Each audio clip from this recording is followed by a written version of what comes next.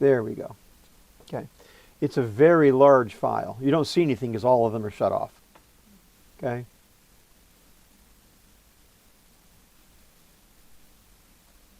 But this is what that process will yield you.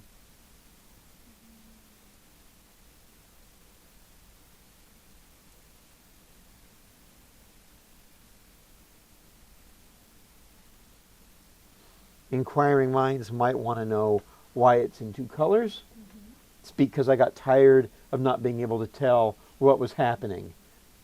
Because it's all that dark gray, a little speck of, some of these are literally a pinpoint. And all of a sudden they're a long, thick pinpoint. I can't even tell I've done anything. You're doing 80 of them. It's very tedious. So I started halfway through, I started using a different color, just so I could see, get a feeling of satisfaction that I was achieving something. Yeah. Okay? Once you have that, you would take it, right click on it, so you can see how you, it's like any other program where you get the layers, you collapse it so you don't even have to collapse it, you can just right click on the title. And it's hard because this video is very, very short for what it needs to cover. In 3D Coat, it's very hard to tell an object from a folder, but see how all these say objects? This is the folder they're sitting in. But if I right click on that folder, or if I close it and right click on the folder, either way, I come here and if I say merge subtree, it will collapse all of those into one object. It's like a Boolean. And you know this is a seriously big piece of geometry because 3D Coat is very light on its feet, and the fact it had to think tells you that it was big. Notice how it goes dark again. It's because it doesn't have a material assigned. Just click, actually, you've got two things selected here. Click on it, assign it a material. Starting to look a lot better than what you were dealing with in Rhino. But you still got holes. Yep. Oh, speaking of holes, you will also want to make sure it's geometrically doesn't have any hidden pockets. Because these things got smushed together. Any tiny little holes on the inside, it makes it so it's not a geometric solid. Can cause you trouble later. 3D Coat, for animation software, is very manufacturing friendly. Has if you right click on it again and you come down here, it has fill voids. It'll automatically go through that object and fill the voids. And it did it really fast, but it found 42 holes. It found 42 voids, which it is now filled. So that is a solid object. It's just a solid object with a lot missing. Okay? The way to fill that is to start working with clay. And this is going to be a challenge because this closed down in such a way with my workspace that it is very hard to. I'm going to look at this customized UI again just because I'm crazy.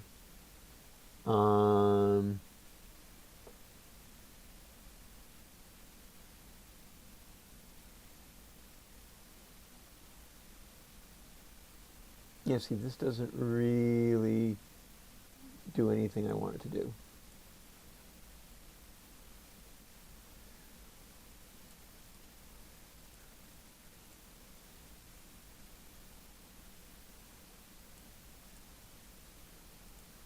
So I'm going to turn that off. I'm going to take a look and see if maybe there's anything I can do in preferences.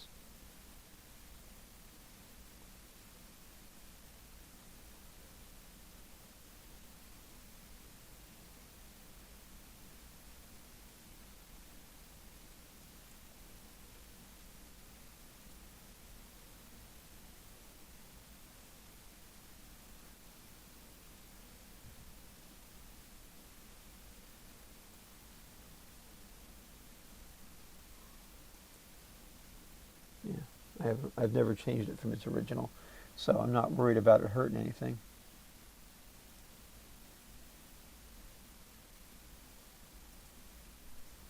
Okay, so no, that's nice, but it's not going to give me what I want. But also on that same thing, I had a reset settings.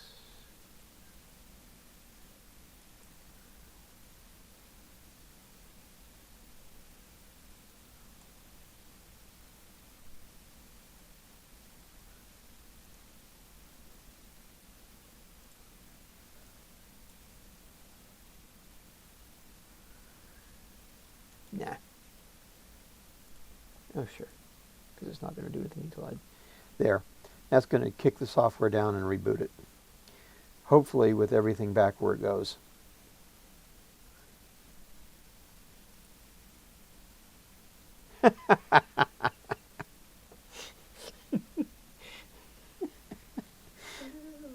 Yeah. I broke the software, Katie.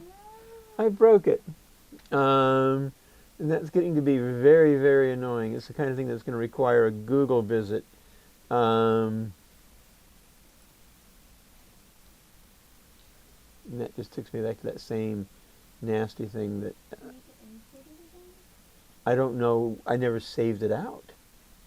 So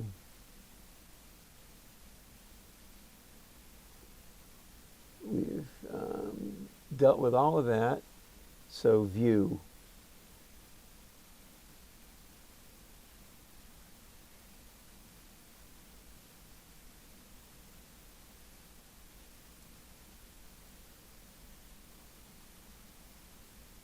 It is a Czechoslovakian product.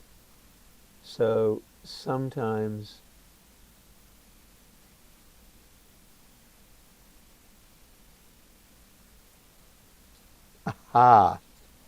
reset all pages to the default. All right. So now open.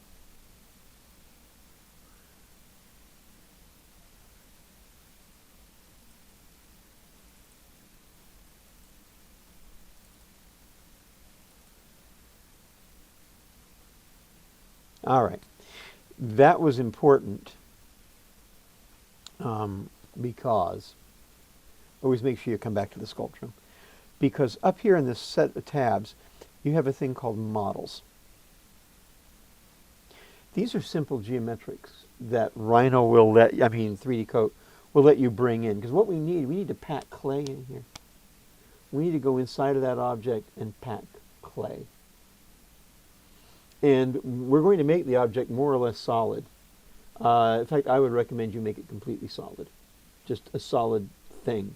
And then ask your instructor for your class how much they want you to shell it. Because the problem is, you can do another office hour, I can show you how to shell. But once you shell it, if it's going to be cast, I don't know how you'd cast it. You'd have to almost cast it in two halves with a seam. Because casting a big, long, hollow horn is a problem.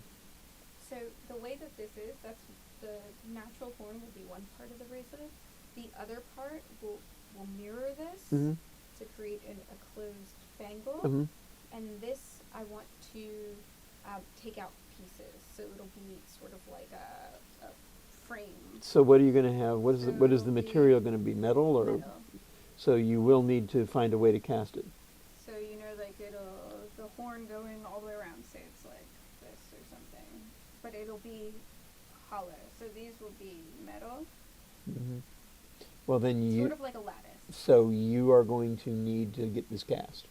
Yeah. So you need to find out from your teachers how they want you to do that. They want you to cut it in half. What do they want you to do with it? But that's not your problem at this stage. At this stage, your problem is getting a workable 3D horn that you can have 3D printed. And then we'll talk about how you're going to hollow the model out. Okay. So question for you then, because I am using, this is the original. So I essentially need to manipulate this, because this will be the opposite side of it. That'll be easy to do once you have an object. We'll do that back in Rhino. Okay. So we're going to take a piece of clay. Now the one I like to use a lot, I either use balls or the capsules in order to make this work. CA16. Oh, CA16? Yep. Cool. And it's at 10 o'clock, we started. I think it's 10:30 to 12:30. Take a look at Vernon's thing. Okay, and this is something where we're not giving stuff away, right? That is correct. Okay, we're just showing. Yep. Before anything else, I think that's on me. Very good. See, Okay. so I like the capsules because it's particularly here because I have some longish shapes to fill in. So I'm just going to click on capsule, and 3D Coat's going to create it. It's actually sitting in there. It's now a new object in my scene. And just like we did when we imported this horn in the first place, we have to hit apply. We can auto scale it. Hit apply. And now it's in the scene. If we hit smooth, you'll see that it's sitting there. And if you look under your imported object, you will now see an object called sphere default whatever, and it has its numbers. Okay, that item you would now select on in order to use it directly. I'm going to give it a material. That's fine. Primarily so I can see the difference. I want to be able to move that around, and you do that with the move brush. It's here on the side. You can scroll down until you find it. Looks like crosshairs. It's called transform. Or you can hit spacebar, and all the tools come up here. And that gives you a widget, which Rhino likes to call a gumball. It's much better gumball than Rhino's. And by dragging on these handles, you can move it. Now, one of the neat things about scene navigation in 3D Coat is when you want an orthographic view, you just rotate and hold down Shift, and it locks you into an orthographic view. So then you can zoom in. And if you're having a hard time seeing your object, you can go to the object above it that's blocking it. And if you click on the little, if you turn the eye off, it disappears. But so will your sphere, because right now it's a child of the main item. Turn off the parent, you lose the child. That's how the stacking works in here. But if I click on the little ball, it goes into kind of a ghosted mode, and then I can see through it. I can go into another view.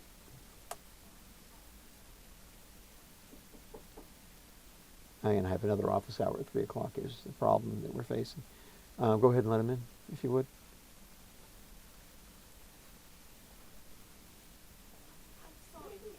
You can come in. Yeah, we're just covering something you might find interesting or boring. I don't know. Okay. I'm running behind.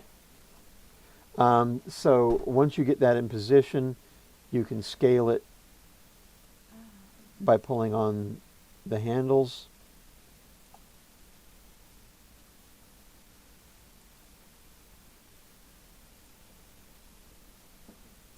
And you can see that this will allow you to create a filler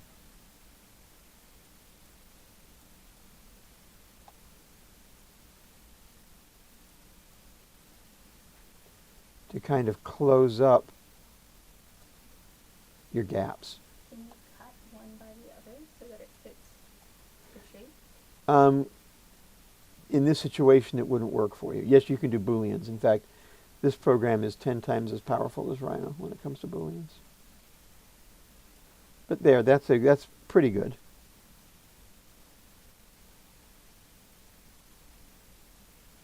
Right? Mm-hmm. And I'll decide what I think is worse, having to smooth a little bump off on the outside or having to add material. Usually smoothing is faster than adding. Okay? To keep going, by the way, if you don't want this to be a child of this, and I recommend you don't want it to be a child of this, you would right click and you would go change parent and go back up to the root. And now you will see that the sphere is down here. You can move it up the list by just dragging it.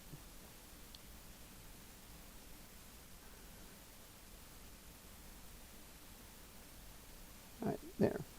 Sorry. And so now it's no longer subservient to this. I can turn it off separately. I can turn that off separately. Okay. To make another one, right-click on it, clone, and just pick clone.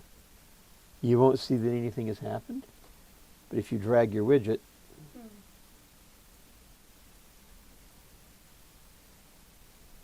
you can see that you have.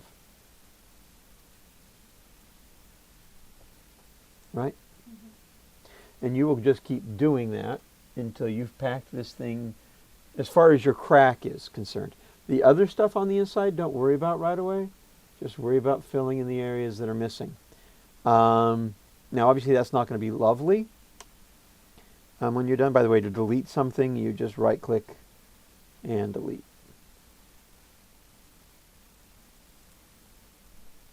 And I had done a fair amount of this.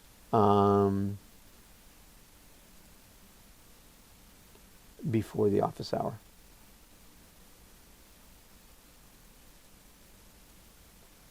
Same process. But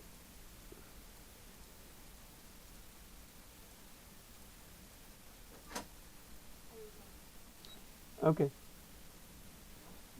So I've almost filled it in.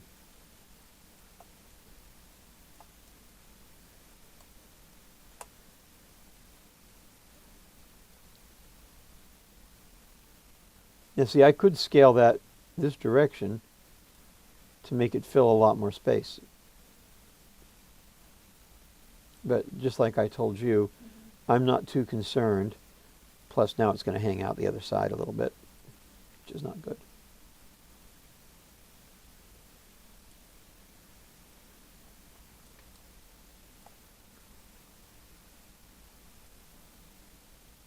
Because what I really want is I want it to fill that seam. The stuff further in, I can worry about later. Now, in the interest of time, it could use another one there at the end, at the mouth. I'm not going to bother with that right now because I want to show you what you can do next. Because obviously this isn't going to give you a perfect result. First thing I'm going to do is I am going to turn off the outside one, right-click on this sphere, and I am going to hit Merge Visible. That'll take everything that's visible right now and merge it into one object.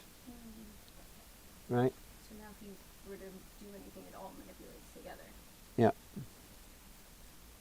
Although I'm wondering why it didn't do that. It should have Merge Visible. There. Sorry. Select them all.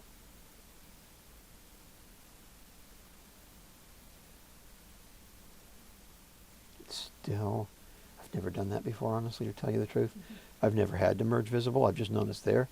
Okay, fine. It wants to fight me. So we're going to turn each and every one of these into a voxel object.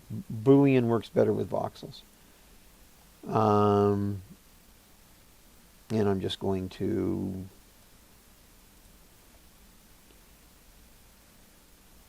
let's see, we should be able to do merge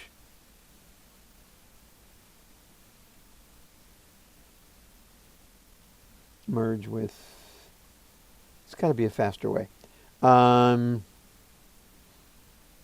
since we don't have that faster way, I'm going to just change parent, change parent, change parent, and I'm going to put them all underneath so I can do that merge subtree. Do a little Google research. There's got to be a faster way to do this. I'm going to just tidy things up a little by merging that subtree.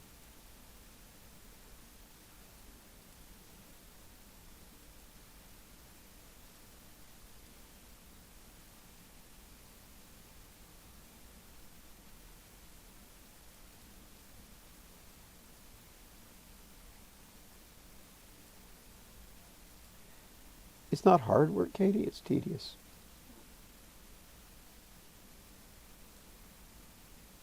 And then merge subtree.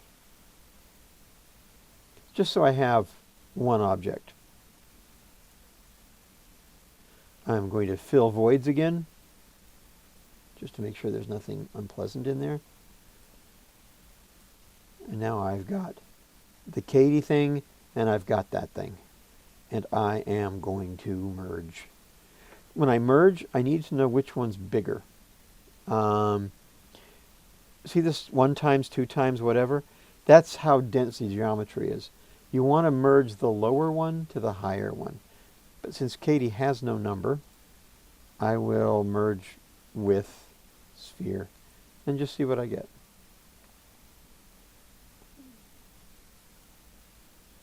Okay, that's all right. I'm going to go back to the default material.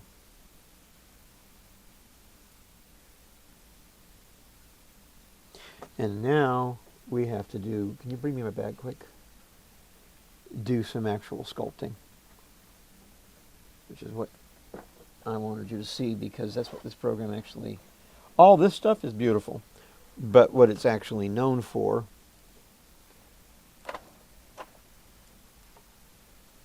is you can sculpt in here. So, I'm going to turn it back into a surface by clicking on the V. That's because for sculpting, surfaces are better. When you export it, you will once again put it back in voxel.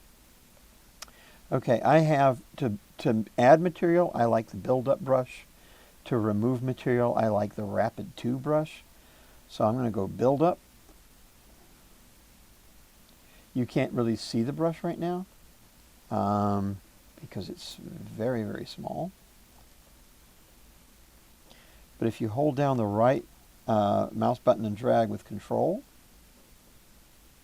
that changes the size right to left. And if you see the blue bump, the blue line in the middle, if you pull it up and down, that changes that arch. And that arch is like the top of the brush or your thumb. That's how much material it's going to add, how much impact it's going to have. That's a really big, impactful brush. Rotate around. And unfortunately,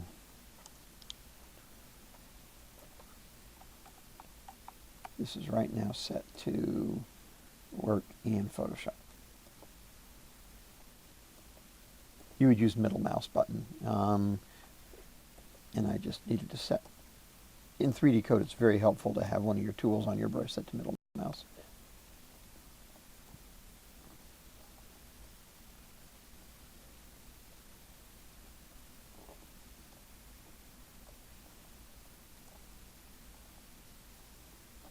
Even in areas like this,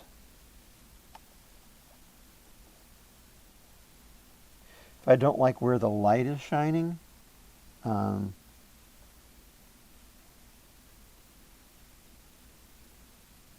can double click on this and it has 2 modes, high contrast and lower contrast. And I can also grab the light itself and change its orientation by just dragging around in the window.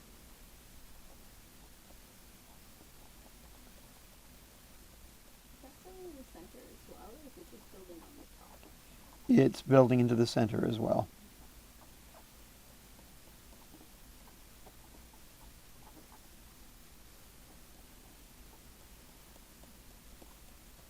Okay.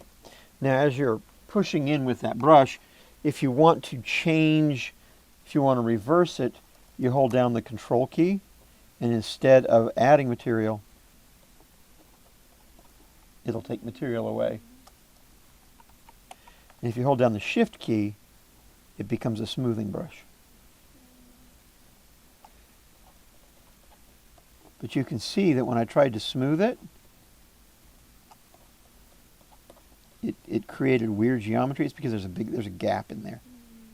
Okay? I'm not going to worry about that right now. Eventually I'll have to. But this is the most artistic and most difficult part.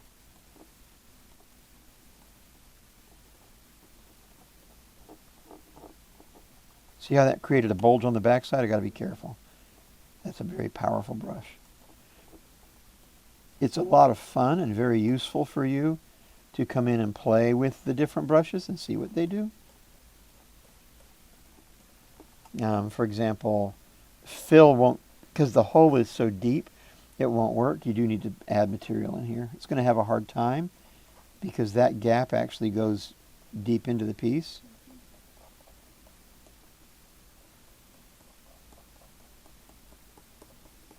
The harder I press with the brush, the more material it adds.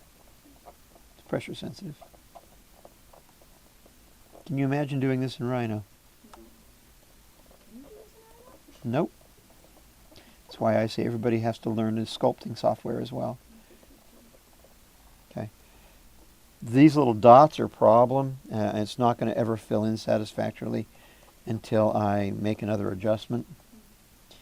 And I'll make that adjustment in just a minute, so we can wrap this video up and have that other student come in so she doesn't kill me.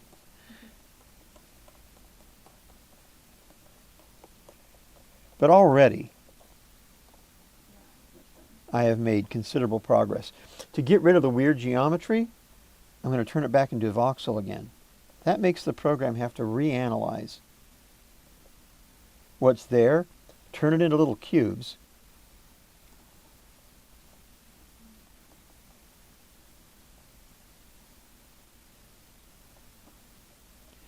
and you see a lot of that got better.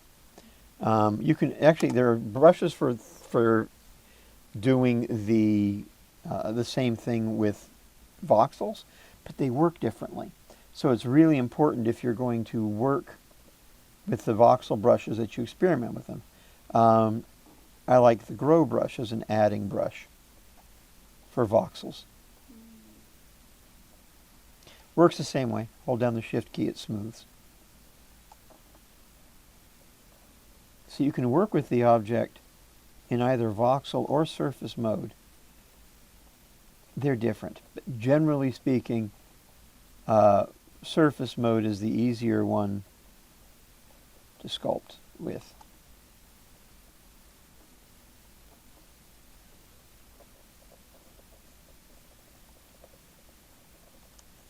But I'm not doing bad in the voxel mode right now. I have a big chunk missing right there.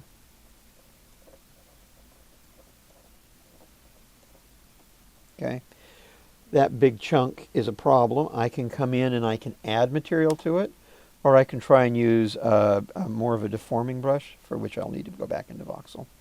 I mean back into surface. Move brush.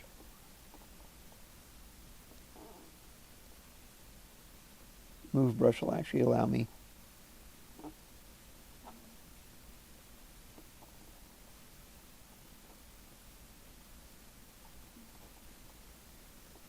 you want to keep moving the object around so you can see what's happening.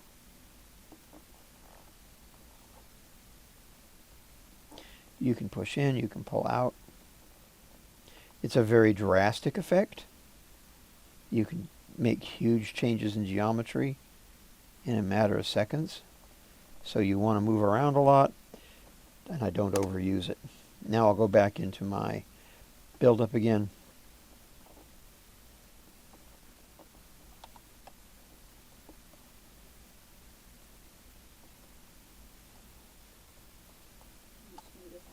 Mm-hmm.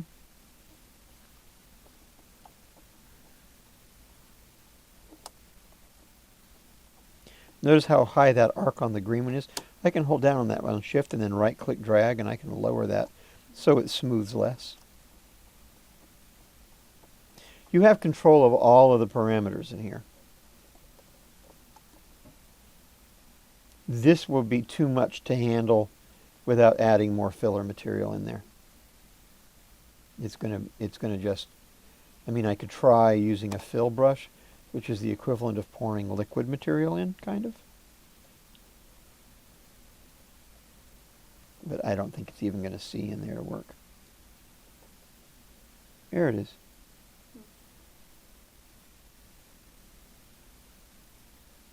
Sometimes you just hold it in place and move slow and push. And then smooth. Works the same way with the smooth function.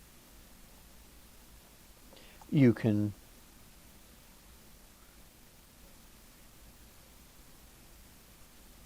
but see, it's trying very hard to add the material. But it's a lot. If you take Rapid 2 as an additive brush, it's an extremely powerful additive brush. Hike it up.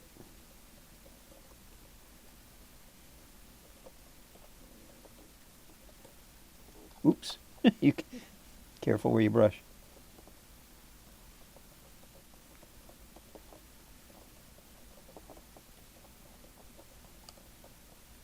But as soon as I hit smooth, it's going to want to cave back in.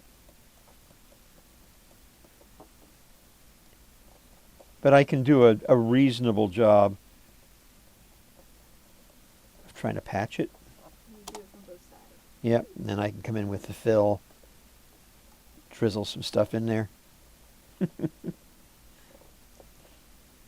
And drizzle some stuff in there. And then voxelize it. And then come in with the voxel tool, maybe some Vox clay. Yeah, that made a big bump. Don't want that. Fill. It has a fill brush as well. I actually prefer the fill brush. See how nicely that does. Yeah, the fill brush in the voxel mode is pretty gutsy.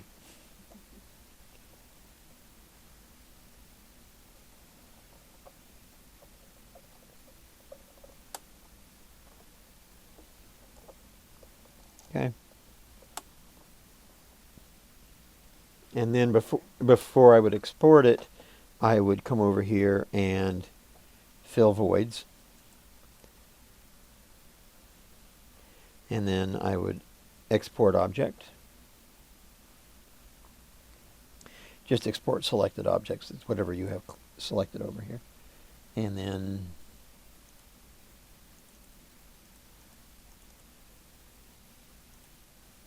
I'll go back to STL. Usually when it's coming from Rhino to 3D Code, I use OBJ. When I go 3D Code back to Rhino, I do STL, because that way I can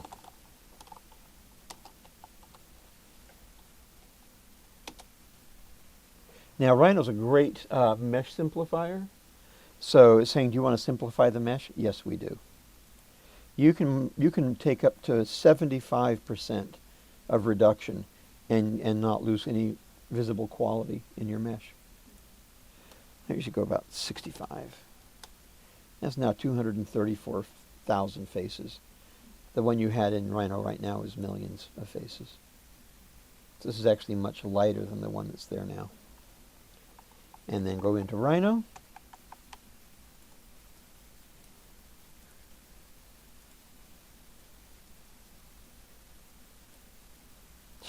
Having a lot of fun today with interfaces.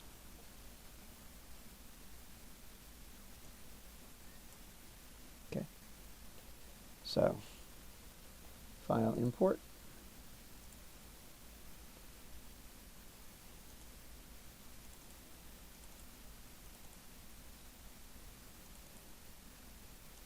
Accept Rhino's defaults.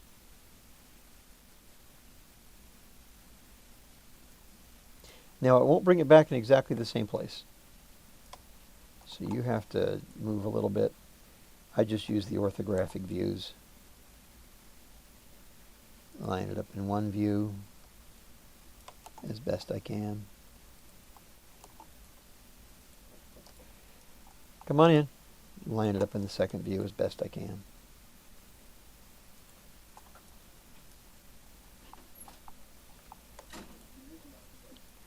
We're just about done. And there you have it. Oh, wow. Okay. So if I turn that off,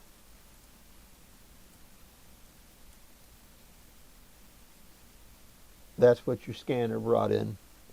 And with a little bit of work.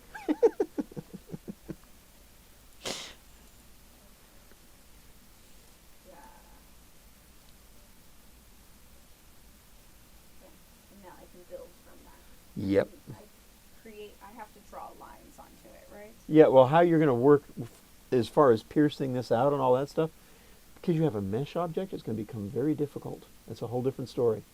We'll have to talk a lot more about it because it's not this is not a Rhino object. This is an STL. Yeah. So all those curve tools you know in Rhino, they're not very useful here. So you'll be doing this in 3D Coat.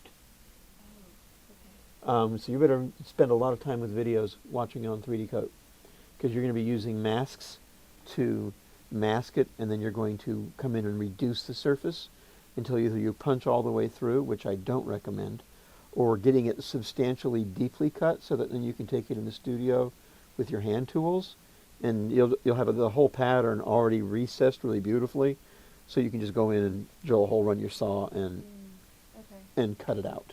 Okay. But we can try pushing it all the way through using the masking tool as well. Okay. And 3D Coat is on the computer these days? Yes, it is, and you can buy a student version, a non-professional version, for $99. Ah, okay. So but I need I A need pressure-sensitive wait. stylus. Yep. Okay. All right. Thank you, Tim. You bet.